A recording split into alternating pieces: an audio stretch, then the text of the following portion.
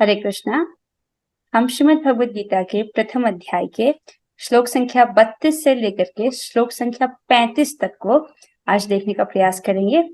एक क्लास में तो ये नहीं हो पाएगा, शायद 2 क्लास लग जाए, क्योंकि ये किताब में भगवद गीता की बुक में चारों श्लोकों का एक ही परपट दिया गया है, इसलिए हम इसको साथ में पढ़ने का प्रयास कर रहे हैं। क्योंकि टीका लंबी है इसलिए मुझे नहीं लगता कि हम एक क्लास में कर पाएंगे। देखते हैं हम कितना कवर कर सकते हैं। और इसमें बहुत इंपॉर्टेंट टीचिंग्स हैं, बहुत महत्वपूर्ण बातें हैं जो हमें बताई जा रही हैं, इसलिए आप ध्यान से सुनिएगा।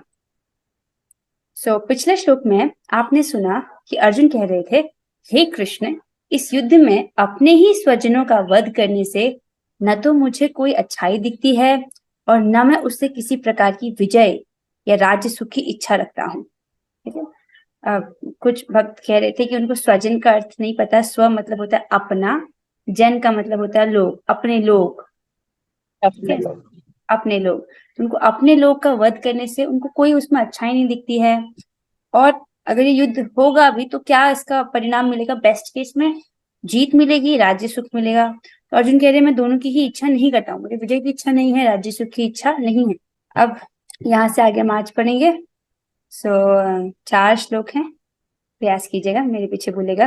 किम नो राज्येन गोविंद, किन्नु राज्येन गोविन्द, किम भोगैर्जीवितेन वा, किं भोगैर्जीवितेव वा, येषाम् अर्थे काङ्क्षितं नो येषामर्थे काङ्क्षितं वो राज्यं भोगा सुखानि च। राज्यं भोगा सुखानि च। नेक्स्ट श्लोक। त इमे अवस्थिता युद्धे, का इमे अवस्थिता युद्धे प्राणान् त्यक्त्वा धनानि च, प्राणान् त्यक्त्वा धनानि च, प्राणान् त्यक्त्वा धनानि च, प्राणान् त्यक्त्वा धनानि च, आचार्य पितरः पुत्रास्, आचार्यः पितरः पुत्राः तथैव च पितामहा। तथैव च पितामहाः। बहुत सुंदर। मातुला श्वशुरः पौत्रः, मातुला चतुरा पत्रा श्यालः सम्बन्धिनस्तथा, शाला सम्बन्धिनस्तथा एतान् न हन्तुम् इच्छामि, एतान् हन्तुम् इच्छामि। घ्नतोऽपि मधुसूदन। क्या? ततो घ्नतोऽपि ततोपि मधुसूदन, आधा घ है फिर न है, मधुधनोऽपि मधुसूदना। आधा घ है फिर न है, घ्न, घ्न। ठीक है। घ्नतोऽपि मधुसूदन। न तोपि मधुसूदना। सुंदर, बहुत सुंदर। अपि त्रैलोक्य राजस्य, अपि त्रैलोक्यराजस्य हेतु किं नु मही कृते, हेतो किनु महि कृते निहत्य धार्तराष्ट्रान्, निहत्य धार्तराष्ट्रान् का प्रीति स्यात् जनार्दन। का प्रीति च जनार्दन। अरे बहुत सुंदर, आपने तो पहली बार में ही सब सही बोले हैं, वेरी गुड। इजी वाले है ना, ज्यादा वो नहीं है। अच्छा बोला। देखिए, अभ्यास करने से आ जाता है ना, सब प्रैक्टिस की बात है। और अभी देखो, आप पहली बार देख रहे हो और आपने पहली बार में इसको पढ़ लिया। बहुत सो ज्यादा मतलब बड़े बड़े नहीं है ना, तो हो गया। बहुत अच्छे। भावार्थ पढ़ते हैं। अर्जुन कह रहे हैं, हे गोविंद, हमें राज्य सुख अथवा जीवन से क्या लाभ, क्योंकि जिन सारे लोगों के लिए हम उन्हें चाहते हैं वे ही इस युद्ध भूमि में खड़े हैं। अब ये पहले श्लोक को बोल रहे हैं। Let's go back here. किम नो राजेन गोविंद, फर्स्ट वाला वो कह रहे हैं, हे गोविंद, इस राज्य का क्या लाभ, किम भोगे जीवितेन वा, इस प्रकार से जीवित रह के इन भोगों का हम क्या करेंगे। ये शाम अर्थ है कांक्षितम नो, जिन लोगों के लिए हम ये अर्थ चाहते हैं, जिन लोगों के लिए हम ये राज्य भोग चाहते हैं, जिन लोगों के लिए राज सुख और विजय की इच्छा हम करते हैं, वो लोग क्या कर रहे हैं। त इमे अवस्थिता युद्धे, वो लोग तो युद्ध में अवस्थित हैं। कैसे? प्राणांस त्यक्त्वा धनानि च, अपने प्राण और धन, अपने प्राण और धन की आसक्ति को त्याग करके वो लोग युद्ध में डटकर खड़े हैं। प्राणों की, धन की आशा छोड़ के वो लोग युद्ध में आए हैं। अब आगे क्या बोल रहे हैं? हे मधुसूदन, जब गुरुजन, पितृगण, पुत्रगण, पितामह, मामा, ससुर, पौत्रगण, साले तथा अन्य सारे संबंधी अपना धन एवं प्राण देने के लिए तत्पर हैं और मेरे समक्ष खड़े हैं, तो फिर मैं इन सबको क्यों मारना चाहूंगा, भले ही वे मुझे क्यों न मार डालें। ना कमिंग बैक, इस श्लोक में कहते हैं, देखो यहाँ पर कौन कौन है ये लोग जो युद्ध में डटकर खड़े हैं, जो अपने प्राण और धन की आशा को छोड़कर, धन और प्राण की आसक्ति को छोड़कर खड़े हैं। बोल रहे आचार्य हैं, पितर हैं, पुत्र हैं, पितामह हैं हमारे, और मामा हैं, ससुर हैं, पौत्र हैं, साले हैं, और भी जितने संबंधी हैं वो हैं।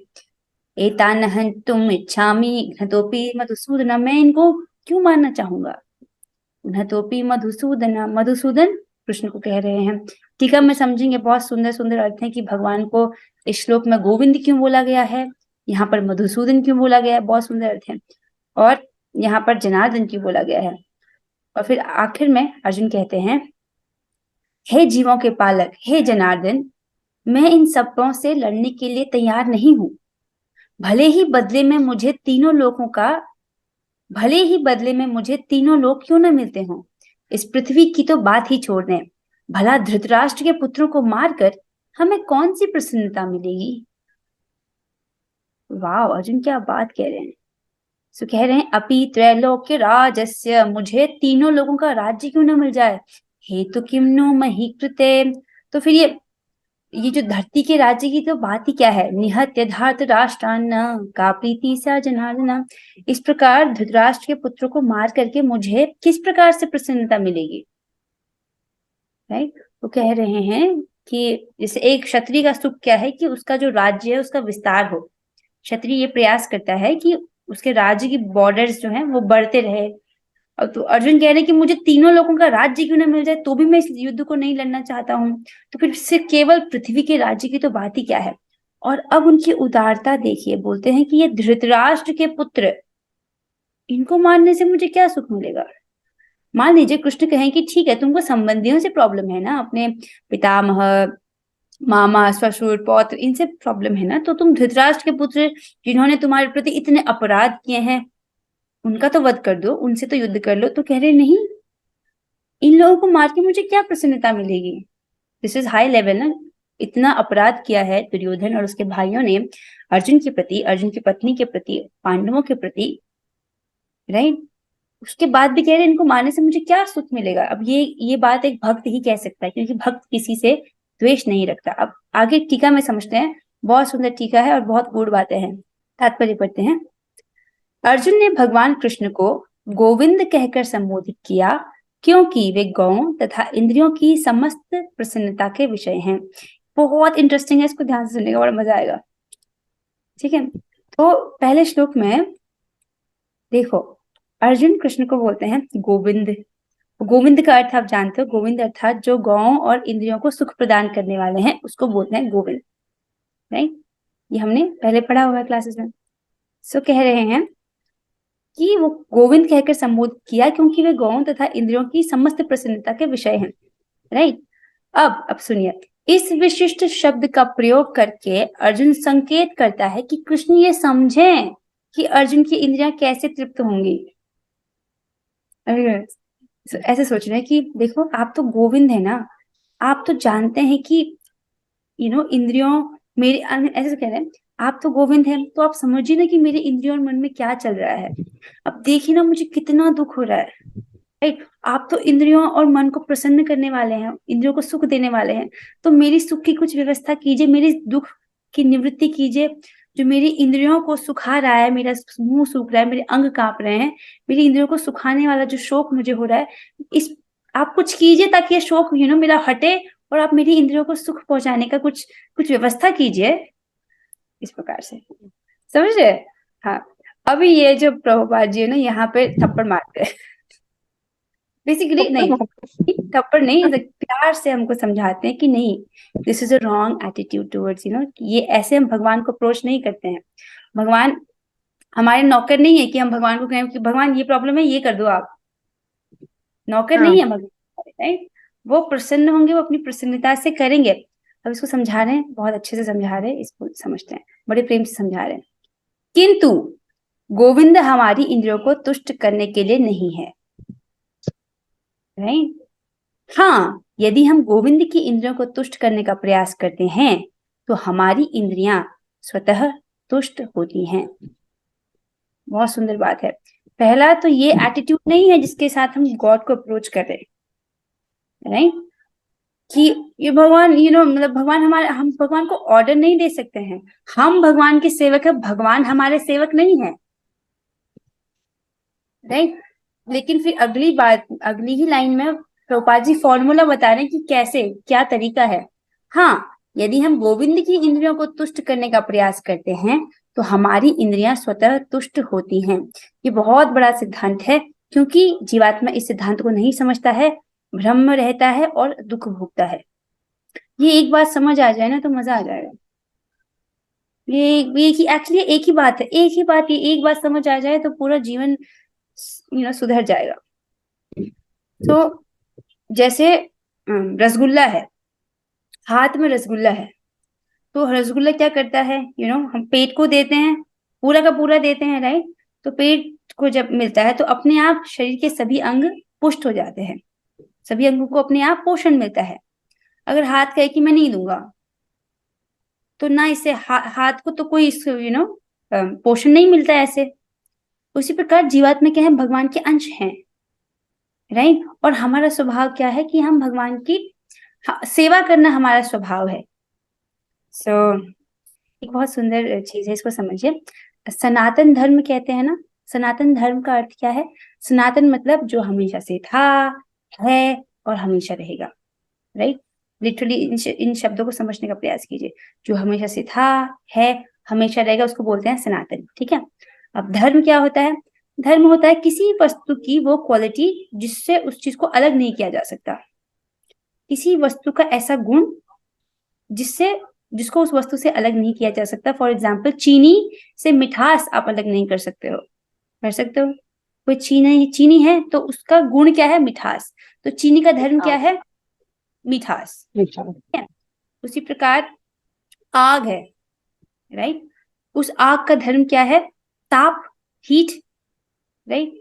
तो आग का ऐसा गुण है जो उससे अलग नहीं किया जा सकता, वो क्या है? Heat, right. तो आग का धर्म हो गया ताप, ठीक है।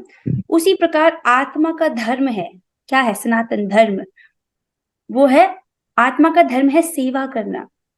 हाँ, आत्मा को सेवा करने से अलग नहीं किया जा सकता, राइट। और सनातन धर्म क्या है? आत्मा की वो इटर्नल ड्यूटी जो उसकी भगवान के प्रति है, राइट। जीवात्मा का वो कर्तव्य जो हमको भगवान के प्रति करना है, वो है हमारा सनातन धर्म। और उसको हमसे अलग नहीं किया जा सकता। जैसे चीनी से मिठास अलग नहीं की जा सकती है। इसके लिए पिछले क्लासेस में हमने एक एग्जाम्पल समझा था टाइपराइटर का। अब टाइपराइटर चाहे नरक में जाए तो क्या करता है? खट खट खट खट खट टाइप खट कर। खट। यस। स्वर्ग में जाता है तो भी खट खट खट टाइप करता है, राइट। सेम, जीवात्मा जहां भी है वो क्या करता है? सेवा करता है। अगर कृष्ण की नहीं कर रहा है तो माया की करता है, अपनी इंद्रियों की सेवा करता है, और अपने परिवार की इंद्रियों की सेवा करता है, या समाज की इंद्रियों की सेवा करता है, या देश की, देश में मतलब बहुत सारे लोगों की इंद्रियों की सेवा करता है, राइट। मतलब इन टोटल माया की सेवा करता है। So, लेकिन सिद्धांत बताया जा रहा है कि अगर जीवात्मा अपने आप को सुखी करना चाहता है, जीवात्मा की इंद्रियां कैसी हैं? आध्यात्मिक हैं। अपनी भौतिक इंद्रियों को संतुष्ट करने से जीवात्मा सुखी नहीं हो सकता। सिमिलरली अपने परिवार की भौतिक इंद्रियों को संतुष्ट करने से आपका परिवार वास्तव में संतुष्ट नहीं हो सकता। मतलब अगर आप अपने बच्चे को प्यार भी कर रहे हो, सिर्फ उसकी मटेरियल सेंसेस को, कि मेरे बच्चे को ये देखना अच्छा लगता है, ये खाना अच्छा लगता है, ये पहनना अच्छा लगता है, ये तो मेंटेनेंस का काम हो गया। ये वास्तव में उसके लिए कुछ अच्छा करना नहीं है। राइट। ये तो आप मेंटेनेंस का काम कर रहे हो। पिछले जन्म में भी उस बच्चे के मम्मी पापा थे, लेकिन वो फेल हो गए। क्यों? क्योंकि बच्चा आज भी जेल में है, मतलब आज भी मृत्यु संसार में है। वास्तविक सक्सेस क्या होगी? जब उस बच्चे को आध्यात्मिक ज्ञान बताया जाए, तब उसका असली पोषण हो रहा है, उसको कृष्ण के संपर्क में लाया जाए, राइट। सो और अपनी भौतिक इंद्रियों को संतुष्ट करने से आत्मा सुखी नहीं होता। तो सिद्धांत क्या है कि अगर हम गोविंद की इंद्रियों को तुष्ट करने का प्रयास करते हैं, तो हमारी इंद्रियां स्वतः यानी अपने आप तुष्ट होती हैं।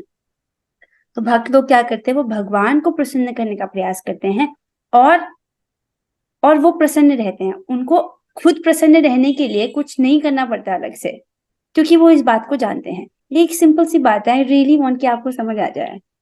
यही बात सोचिएगा, बहुत अच्छी बात है, और यही लाइफ चेंजिंग बात है। हम लोग गलत क्या कर रहे हैं? हम अपनी सेंसेस को सुखी करने का प्रयास कर रहे हैं।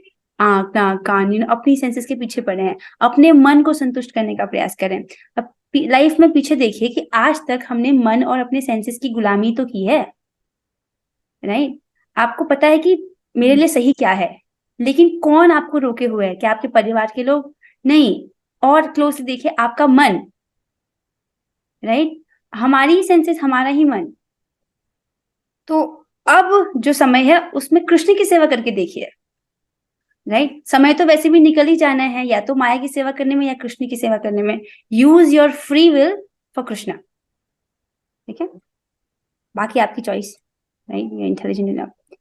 भौतिक दृष्टि से प्रत्येक व्यक्ति अपनी इंद्रियों को तुष्ट करना चाहता है, और चाहता है कि ईश्वर उसके आज्ञा पालक की तरह काम करे, है कि नहीं है? भगवान, ये लड्डू मैं आपको चढ़ा रहा हूँ, आप मुझे पास कर दो, isn't it? और क्या करते हैं? वैसे देखो, अगर कोई आर्त है, भगवान खुद कहते हैं कि 4 प्रकार के लोग मेरे शरण में आते हैं, राइट। आर्त यानी जो कोई प्रॉब्लम में है वो आता है। आर्त अर्थार्थी, जो कुछ अर्थ की कामना रखता है, किसी प्रकार का धन, किसी प्रकार के लाभ की कामना करता है। जिज्ञासु और ज्ञानी, ये 4 प्रकार के ज्ञान। सुकृतिमान लोग। सुकृतिवान इज वेरी इंपॉर्टेंट। जिन्होंने अच्छे कर्म किए, जिनके अकाउंट में सुकृति है, ऐसे लोग ही मेरे पास में शरण में आते हैं। पर this is a wrong attitude जो हमको समझाया जा रहा है कि ऐसे हम भगवान से अप्रोच नहीं करते। गुरु महाराज हमको कितने प्रेम से बता रहे हैं कि प्रत्येक व्यक्ति क्या सोचता है कि अपनी इंद्रियों को तुष्ट करना चाहता है। हमको ये ऐसे देखना है, you have to target yourself, क्योंकि हमको दूसरों के लिए नहीं पढ़ना, हमको अपने लिए पढ़ना है कि हमको समझ आए। तो यहाँ देखो, मैं अपनी इंद्रियों को तुष्ट करना चाहती हूँ, you see it yourself, right. और क्या चाहता है? मैं चाहती हूँ कि ईश्वर मेरे आज्ञा पालक की तरह काम करें। एंड नाउ चेक इट, क्या ये सही बात है कि मेरी ये प्रॉब्लम है, आप ये सॉल्व कर दो, कर दो, ठीक है। सो बेसिकली भगवान हमारे नौकर नहीं है। This is a wrong attitude. किंतु ईश्वर उनकी तृप्ति वहीं तक करते हैं जितने के वे पात्र होते हैं, उस हद तक नहीं जितना वे चाहते हैं। This is important to understand. भगवान करते हैं, लेकिन उतना ही जितने हम पात्र हैं, जितने हम योग्य हैं, उस हद तक नहीं करते जितना हम चाहते हैं। तो हमारी योग्यता देखो, भगवान सभी जीवात्माओं से प्यार करते हैं, तब इसका मतलब ये है कि सबको ही अपने सब वो चाहते तो सबको देने, सबको देना चाहते हैं। सभी जीवात्माओं से प्रेम करते हैं। तो ऐसे थोड़ी, जैसे फॉर एग्जाम्पल टीचर है, अपने सारे बच्चों से प्रेम करती है, राइट। अब मार्क्स तो उतने ही देगी ना जितने बच्चे ने एफर्ट मारा है, राइट। सबके लिए इक्वल है, सबको बराबर तरीके से पढ़ाती है, लेकिन मार्क्स कितनी देगी? जितना उस बच्चे ने प्रयास किया है, जितना कि वो योग्य है, right. So that's the same thing. उस हद तक नहीं जितना कि वे चाहते हैं, उतना ही जितने के वे पात्र होते हैं, योग्य होते हैं। किंतु जब कोई इसके विपरीत मार्ग ग्रहण करता है, लेकिन कब? जब कोई इसका उल्टा रास्ता अपनाता है, अर्थात जब वह अपनी इंद्रियों की तृप्ति की चिंता न करके गोविंद की इंद्रियों को तुष्ट करने का प्रयास करता है, तो गोविंद की कृपा से जीव की सारी इच्छाएं पूर्ण हो जाती है। इतना बड़ा सीक्रेट खोल दिया जा रहा है। पूरा जगत ये करता है, ऊपर की 2 लाइन, कि मेरी इंद्रियों को सुख मिले। भगवान, आप कुछ ऐसी व्यवस्था कर दो कि मेरी इंद्रियों को बहुत सुख मिले, नहीं। आप मेरे आगे, मतलब although we don't say it, but behind the mind see the mind, like कैसे सोचते हैं हम। आप मेरे सुख की व्यवस्था कर दो प्लीज प्लीज, राइट। लेकिन सही तरीका क्या है ये भी समझाया जा रहा है। अगर कोई इसका विपरीत मार्ग क्या है, वो मतलब इसका सही तरीका क्या है, वो अपनी इंद्रियों की तृप्ति की चिंता नहीं करता कि मुझे क्या अच्छा लगता है, क्या देखना अच्छा लगता है, नहीं। वो क्या चिंता कर रहा है कि गोविंद की इंद्रियों को, भगवान की इंद्रियों को तुष्ट करने का प्रयास कर रहा है कि कृष्ण को क्या अच्छा लगता है।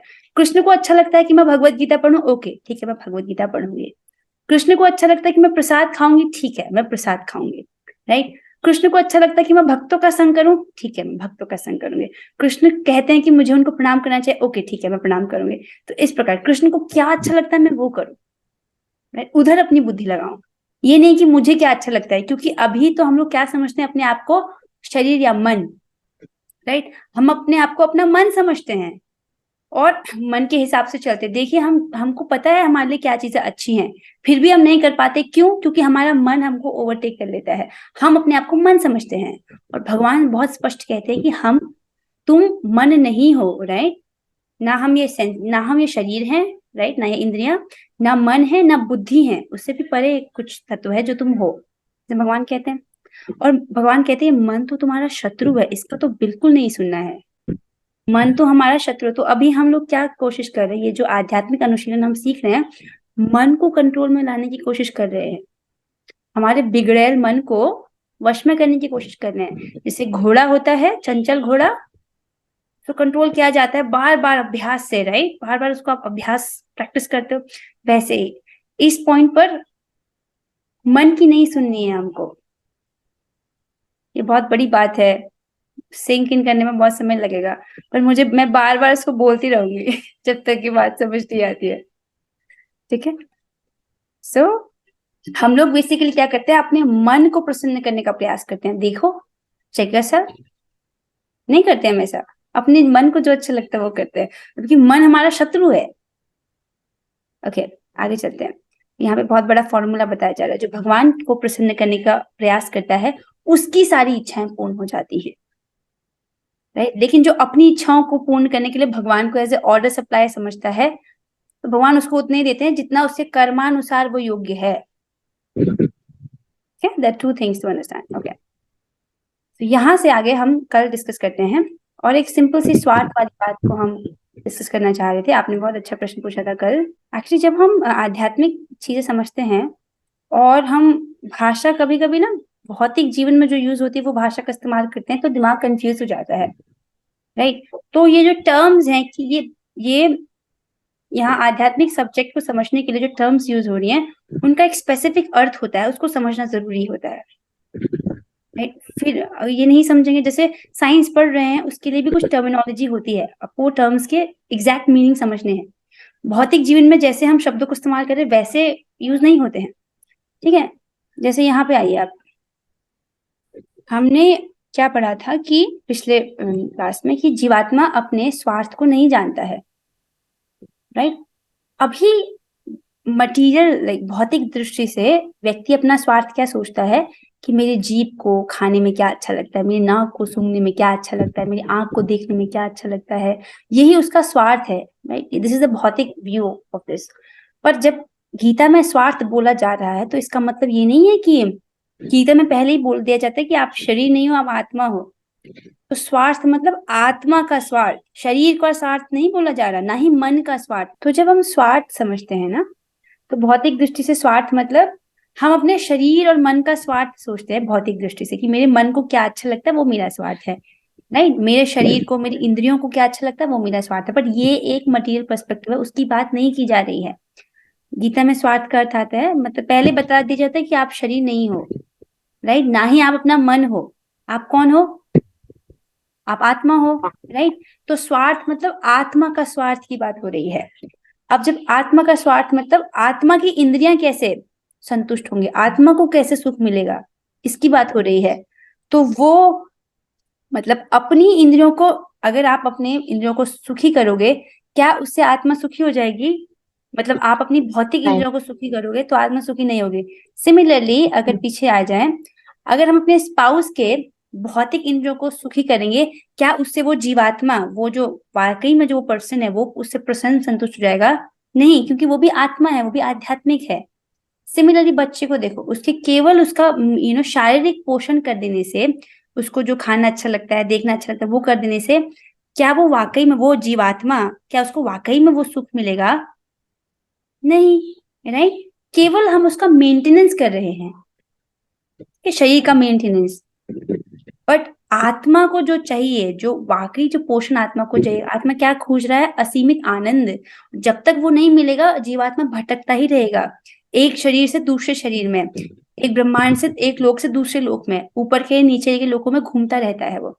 तो वो जो बच्चा है वो भी ऐसे घूमता रहेगा। सिमिलरली हमारे जो रिश्तेदार हैं, उनके शारीरिक सेंसेस को प्लेस करने से उनको वो सुख नहीं, क्योंकि वो भी तो जीवात्मा है, they are also on a journey, right. तो यही चीज आप बिगर लेवल पर देखिए। इवन जो समाज सेवा भी करते हैं, that is very good thing, right. पर अगर भगवत गीता का ज्ञान हटा दें, तो वो क्या कर रहे हैं? लोगों की शारीरिक इंद्रियों को प्रसन्न करने का प्रयास कर रहे हैं, इज इट?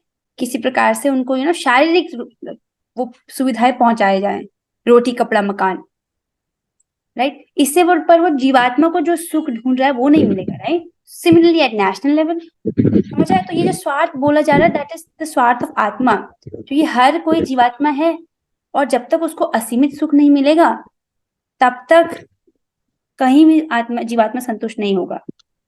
इसकी बात हो रही है।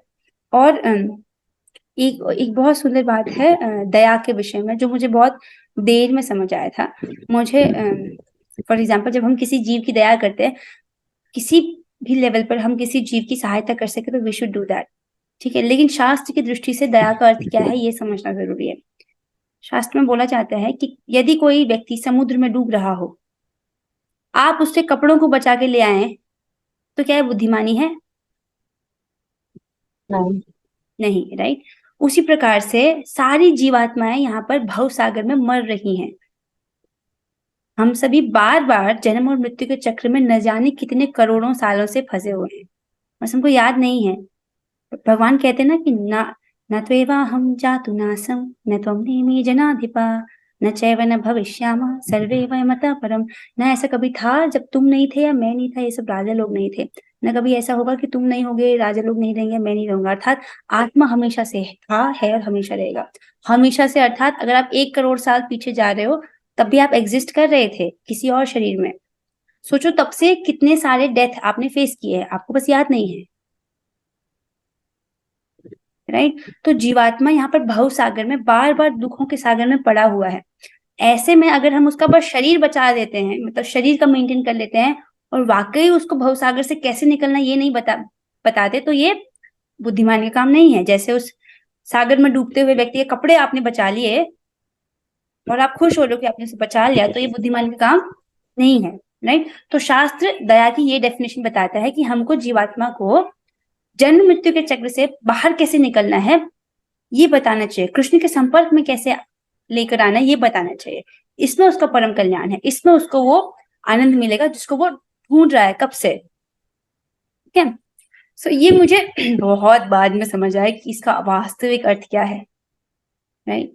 मुझे बहुत अच्छा लगता है जब चैरिटी करते हैं लोग, लोगों को भोजन खिलाते हैं या ऐसे दान देते हैं। So I was very involve in it, but जब मुझे ये बात समझ आई इसका वास्तविक अर्थ क्या है, then we should preach, we should किसी को भी भगवान के संपर्क में लाना चाहिए। आपको पता है, कोई यमराज जी से स्वयं कहते हैं कि यदि किसी ने कृष्ण का एक बार भी नाम लिया है, एक बार भी कृष्ण को प्रणाम किया है, एक बार भी भगवान का स्मरण किया है, या एक बार भी एक और प्रसाद खाया है, तो अपने दूतों को वो इंस्ट्रक्शन देते हैं श्रीमद् भागवतम में कि ऐसे जीवात्मा को तुम मेरे लोक में मत लेकर आना, क्योंकि अब उस पर मेरा अधिकार नहीं है। This is how powerful it is. हम व्यक्ति को बचा सकते हैं, लाइक उसके शरीर को बचा सकते हैं by providing some maintenance solution to his problem, right. पर हम उसको हेल्थ से नहीं बचा सकते। लेकिन अगर हमने उसको कृष्ण के संपर्क में ले आया, कृष्ण कौन है? भगवत गीता इस कृष्णा, हरे कृष्ण महामंत्र इस कृष्णा, भगवान का प्रसाद भगवान ही है, राइट। इस प्रकार भगवान के संपर्क में ले आते हैं, तो हम उनके लिए परम कल्याण करते हैं, चाहे वो व्यक्ति समझ पाए या ना समझ पाए, क्योंकि हमको इसे शास्त्र की दृष्टि से समझना होगा, है कि नहीं। इसी के साथ हम आज की क्लास को यहीं पर विराम देते हैं। कोई प्रश्न आप पूछ सकते हो, या 1 मिनट। नहीं, ठीक है। ठीक है। सो हम कल कंटिन्यू करेंगे, आज क्लास को पूरा नहीं कर पाए हैं इन श्लोकों को, हम कल कंटिन्यू करेंगे। लेट्स डू द हरे कृष्णा मंत्र 3 टाइम्स, लेट्स डू टुगेदर। हरे कृष्णा हरे कृष्णा कृष्णा कृष्णा हरे हरे, हरे रामा रामा रामा हरे हरे कृष्णा हरे कृष्णा कृष्णा कृष्णा हरे हरे, राम हरे राम रामा राम हरे हरे, राम रामा हरे हरे कृष्णा हरे कृष्णा कृष्णा कृष्णा हरे हरे, हरे रामा राम रामा हरे हरे। श्रीमद् भगवद गीता की जय, श्री प्रभुपाद की जय। प्रभुपाद की जय। और हरे